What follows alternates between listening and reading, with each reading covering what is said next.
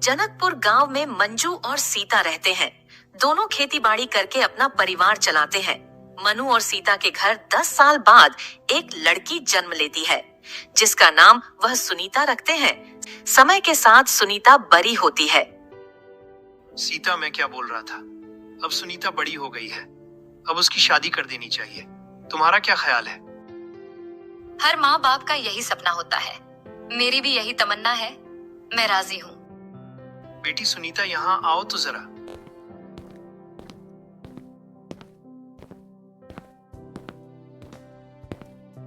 क्या बात है पिताजी, आपने बुलाया?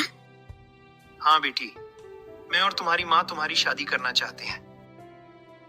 ठीक है पिताजी, मैं तैयार हूँ, लेकिन याद रखिए वर जैसा भी हो, लेकिन बहादुर जरूर होना चाहिए।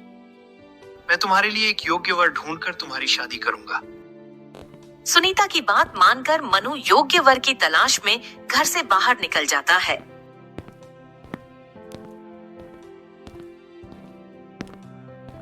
और चलते चलते दूसरे राज्य में पहुंच जाता है। अरे, इस राज्य में तो चारों तरफ खुशियां ही खुशियां हैं। सब लोग कितने खुश हैं। अगर इस राज्य में मेरी बेटी की विवाह होता है तो मेरी बेटी भी खुश नसीब होगी।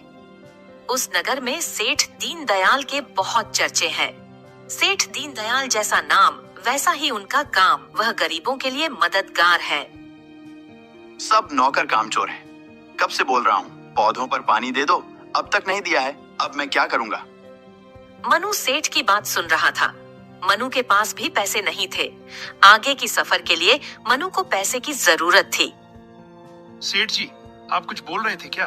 मैंने आपकी बात सुन ली है, मुझे भी काम चाहिए। पर तुम कौन हो भाई? मनु सेठ को बताता है कि वह अपनी बेटी के लिए योग्य वर ढूंढने निकला है। अच्छा मनु, तो तुम जनकपुर गांव से हो और तुम अपनी बेटी के लिए वर की तलाश कर रहे हो। आज रात हमारे घर पर रुक जाओ, कल सुबह चले जाना। नहीं सेठ, मैं आपको परेशान नहीं करना चाहता। देखो मनु, तुम पड़ोस के गांव से आए हो तो तुम मेरे अतिथि हुए, और अतिथि देवो भव। मनु को सेठ की बातें पसंद आई और मनु भी राजी हो गया। मनु सेठ के घर खाना खाकर आराम करने लगता है। तभी मनु का हाथ पैर कांपने लगता है और अचानक उसकी मृत्यु हो जाती है।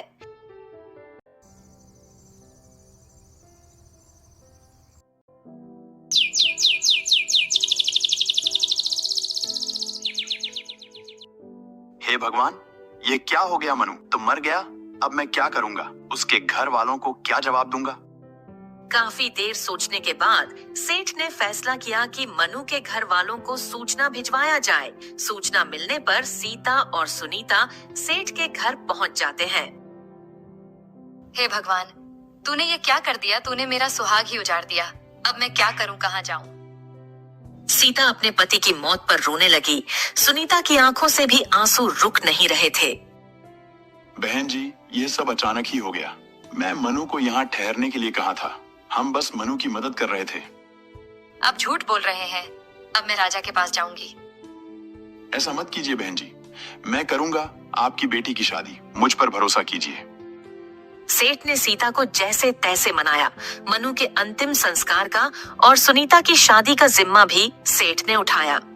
और अगले दिन सेठ ने पूरे नगर में सूचना जारी कर दिया कि विवाह के लिए योग्य वर की आवश्यकता है। अगले दिन सेठ के घर 2 लड़के आए जो सबसे अलग थे।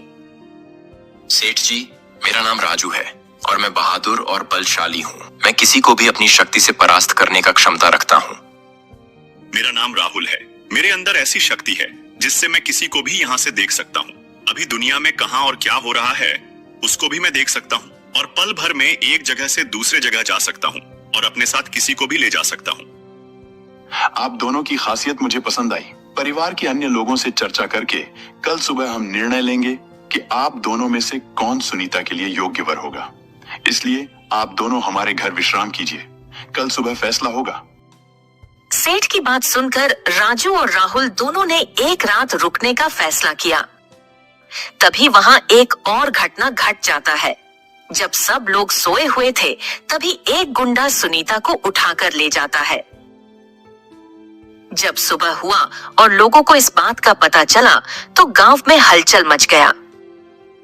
हे भगवान, ये क्या हो रहा है मेरे साथ? पहले मेरे पति की मृत्यु हो गई और आज मेरी बेटी को किसी गुंडे ने उठा लिया। कोई तो मेरी बेटी को बचा लो। आप लोग चिंता नहीं कीजिए, मेरे पास दूरदृष्टि की विधि है। मैं पता लगा सकता हूँ कि सुनीता कहाँ है और पल भर में सुनीता के पास ले जा सकता हूँ। और मेरे पास ऐसी ताकत है कि मैं अपनी बहादुरी से उस गुंडे के साथ मुकाबला कर सकता हूँ। इस तरह राजू और राहुल की विद्या आज काम आ गई। राहुल ने अपनी विद्या से सुनीता का पता लगाया और राजू के साथ पल भर में सुनीता तक पहुंचने में कामयाब हुआ और राजू की बहादुर और ताकत से गुंडे से लड़ाई करके सुनीता को बचाया गया। इस तरह सुनीता को गांव ले आते हैं। आप दोनों का बहुत बहुत शुक्रिया। आपने सुनीता के साथ साथ हम गांव वालों को भी उसे गुंडे से बचाया है। पर एक सवाल अभी मेरे मन में है, तुम दोनों में से सुनीता का वर कौन होगा? सेठ के साथ सीता भी सुनीता का विवाह दोनों महापुरुषों में से किसके साथ होगा, इसका फैसला नहीं कर पा रहे थे। तभी सुनीता बोली, देखो माँ, इन दोनों युवकों ने इस गांव की बहुत मदद की है। राहुल की विद्या से पता चला कि मैं कहाँ हूँ और उसी की विद्या से पल भर में मुझ तक पहुँचा गया और राजू की शक्ति और बहादुरी से गुंडे से छुड़ाने में कामयाब रहे। इस तरह राजू का बड़ा योगदान होता है क्योंकि राजू ने अपनी जान की बाजी लगाकर उस गुंडे से मुझे बचाया है। इसीलिए मेरा विवाह राजू के साथ ही होना चाहिए। मैं सुनीता की बात से सहमत हूँ। जो इंसान किसी के लिए अपना जान दांव पर लगाए, उससे बेहतर कोई हो ही नहीं सकता। सुनीता की बात सबने मान ली और राहुल को पूरे सम्मान के साथ विदा किया। इस तरह सुनीता और राजू की जिंदगी आगे बढ़ने लगा।